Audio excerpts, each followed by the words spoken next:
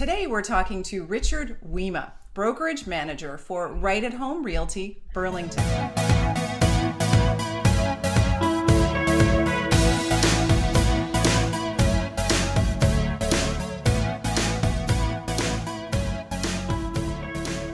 Richard has spent his entire career in real estate, and we're very pleased he's able to join us today to help us better understand what is happening in the market. Welcome, Richard, and thank you so much for joining us today. Thank you for asking. I appreciate being here. We're very happy to have you here, Richard. Shall we just jump right into the questions then?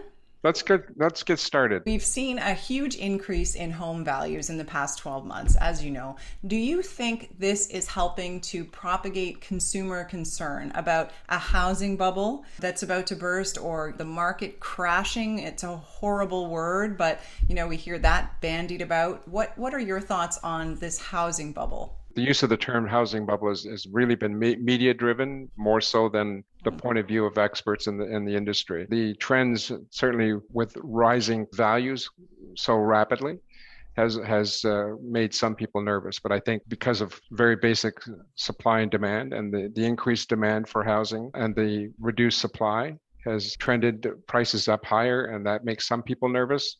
Right. Certainly can be considered a bubble when we see prices rise so quickly, but the values are there in the sense that if you're, for instance, a move-up buyer, what you get for your home is going to help assist you in getting a bigger and better home. The equity is there, and it's really transferring into something more upscale. So it sounds like this is a rare instance where, despite the fact that housing prices have gone up quickly, it shouldn't concern people just in and of itself, because there are other factors that lend themselves to sort of creating this phenomenon, like COVID, the mortgage rates, and landlords not re-renting and they're selling the property to pull out their equity. So there's all these things going on. So it sounds like all of that is playing a part. It is playing a part. It's almost inflationary in a sense, but we're also seeing increase in population, much more need for housing. But now we seem to be certainly on a track where more of the housing is being made available, and certainly the people requiring housing or investment in real estate has increased dramatically. Yes. That sort of opinion of blowing up or a bubble tends to be a lack of confidence in their bet. So from the standpoint of if you're looking for if you're speculating in a sense on a real estate deal or transaction where you expect to get a profit quickly and turn around quickly, then that might be what many people are trying to do in markets like this, where it's a fast increase in value. But if that concern is brought about because of quick turnover, real estate investment is long-term, or should be considered more long-term. Right. And there are many ways to invest, as we talked earlier, going, whether it's recreational or retirement or anticipating other sort of needs for your future personally. But having a real estate investment is really, I think, key focus of a lot of people today. And that seems to be continuing. I can't imagine how difficult it is for first-time buyers in the market right now. First-time buyers, let's talk about that, because for first-time buyers, it's a great challenge to try and find something that they can afford, and affordability. Now, this is also caused from the perspective of those that are investing in investment real estate. There is a need for housing and for the ability to save. So this has, I think, improved the lot of new home investment for new first-time buyers. A lot of people are recognizing that they're going to need some time to, with their profession, to be able to save up for that down payment to get a better opportunity to try and find a property to buy. Right. So new homes is obviously a big part of our marketplace that affords that opportunity.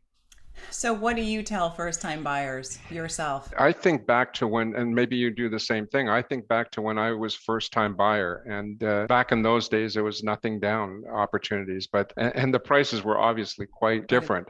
Yeah. But interest rates were 13, 14%. So there's always a challenge to get that first property. And I think when we think back to all of us, the first-time buyer was very difficult. It was not easy. No. Sometimes you could incorporate help from your family, which I did. Purchase of my first home the mortgage was held by a relative. So These are different things and opportunities as well in terms of secondary real estate investment Right. is to assist your kids, your family. Family. Yeah. So fight to get that first home. Back to the question, in we've been seeing April, May, and June. We have seen the market start to cool, and I always qualify that and say start to cool. Does that mean home prices are dropping? No, it doesn't because pricing, we still, although the number of unit sales has dropped, and we've seen that has been a sort of the recent effect of, again, supply side not having enough properties that meet the needs of the buyers out there.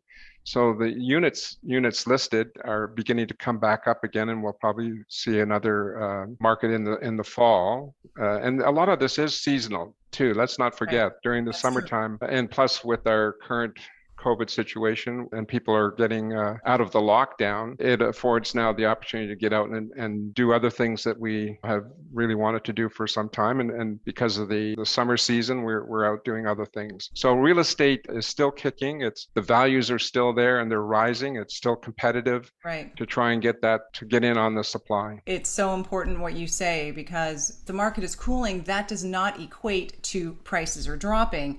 It just means that there's a little less activity and people are paying a little bit less than they were, but that doesn't mean the price of that house has gone down, right? 100%. The sellers out there are not expecting a price drop. They're not seeing a lack of buyers wanting to purchase their property. Right. And with that sort of competition, you're going to see obviously a buyer step up with capability to purchase that property. Let's pretend for a minute I'm your best friend. You've known me for many, many years, and I've come to you for advice. I ask you, Richard, I'm ready to make a move, but I'm worried that if I buy now, my home value is going to go down before it goes up. In Mhm. your expert opinion, is that a valid concern? Well, again, it gets back to what we talked about earlier, which from my way of thinking is speculative. So if you're thinking of home ownership in terms of a shorter term, quick flip sort of concept of purchase, then yes, you might want to be concerned because real estate is cyclical. Now, what that means is sometimes the prices go up, sometimes they go down. In the last 25 years, they've done nothing but go up. And so maybe this is where the talk of bubble comes in. Yeah. But the demand for that housing increased by immigration, by just demographics. The increase in need for housing has just gone nothing but up, but the supply has not been met. And this, there's government reasons why it hasn't been met in terms of red tape, allowing for construction and new home building and that sort of thing. That has had that effect. So if I was to advise you, I'd say buy, but don't buy speculatively. If you're looking for a place to live and you want to invest in something that's solid, like real estate, which it is, then that's what that I wholeheartedly would recommend you do. What are the other options for investment? Today, mortgage rates are 1.99. It's almost like the money has no value. So real estate is, in my view, the best investment to make, and I would make it today because tomorrow you might not be able to.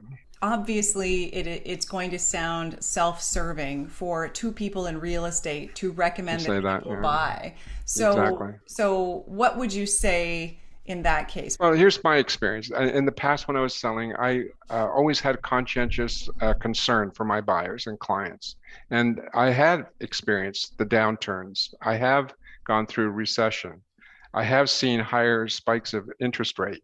And I have seen people lose their home. I have seen that.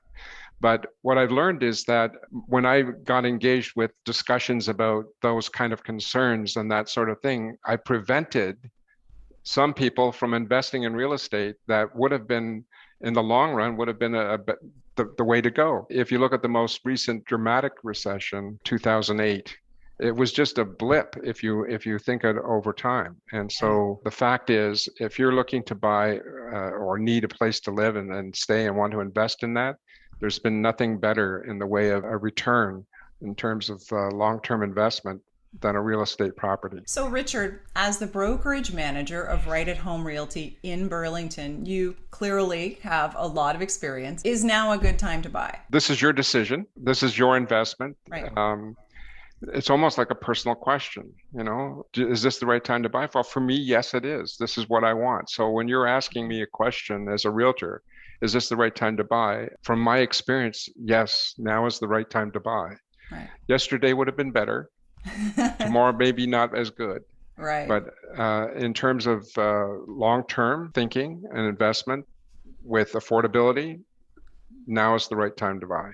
Before we wrap it up today, then, is there anything else you think people should know about what's happening in real estate this year? What do you think people should know that are watching this? Well, I think they know a lot more about certainly what COVID has done in terms of our life and lifestyle and plans. And so I think there's a much more calmness and much more educated opinion out there and relaxed Right. opinion and confidence that going forward that things will be better in the real estate world. So that's good. So you are, if I could paraphrase, optimistic. I'm always optimistic. I've discovered, as I said earlier, with your conscientious desire to help people not fall on their face, that sometimes Right. you might be preventing somebody from accomplishing something that is their dream and is personal, and they're able to accomplish it. In the past, that's all I've seen is people who have benefited tremendously in the pursuit of the Canadian dream of a home. Thank you so much, Richard. We really appreciate your sharing all your wisdom and expertise. I hope we have, in fact, the opportunity to answer more questions for our viewers with you in the future. Thank you, Richard. Thank you, Dana. Appreciate sharing this time with you. My name is Dana Gain, and I'm here for all your real estate needs. If you enjoyed this video, please remember to give it a like, subscribe to my YouTube channel, and of course, share it with your friends. If you have any questions about buying or selling a home, send your email to info@danagain.com. Thanks for watching. See you next time.